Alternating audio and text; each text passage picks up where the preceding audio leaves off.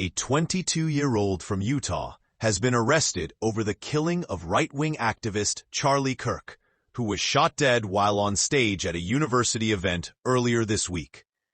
Tyler Robinson was taken into custody late on Thursday after a 33-hour manhunt that ended after his father helped persuade him to surrender to police. His arrest was first announced by U.S. President Donald Trump, who called for the suspect to face the death penalty. The killing of Kirk, who was shot while debating with students on Wednesday, has shocked Americans and laid bare the country's sharp partisan divisions. Investigators said at a news conference on Friday that the suspect had confessed to his father and said he would rather take his own life than surrender. The father then called a youth pastor who is a family friend. Both men tried to calm the suspect down, police said. The pastor, who also serves as a court security officer, later called the U.S. Marshals, who detained the suspect at around 22 o'clock local time on Thursday. Utah's Governor Spencer Cox said surveillance images showed Mr. Robinson arriving on the campus of Utah Valley University around 4 hours before a shot rang out, killing Kirk and sending students running for cover. Cox told journalists that when Mr. Robinson was taken into custody, he was wearing clothing similar to what was seen on CCTV cameras at the scene of the shooting. The governor added that investigators had interviewed a family member who said the suspect had become more political in recent years.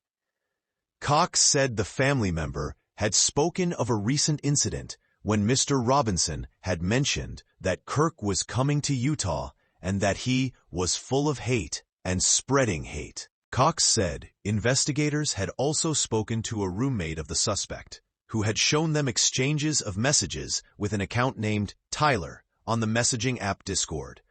The messages referred to a need to retrieve a rifle from a drop point, and the firearm being left in a bush, wrapped in a towel. The FBI said on Thursday that they had found the suspected weapon, an imported Mauser .3006 bolt-action rifle, wrapped in a towel in a wooded area near campus. Cox told reporters that inscriptions had been found engraved on casings recovered with the rifle, which had a scope mounted on top of it. The inscriptions included "Hey Fascist, Catch," and "Oh Bella Ciao, Bella Ciao." Bella Ciao means goodbye beautiful in Italian.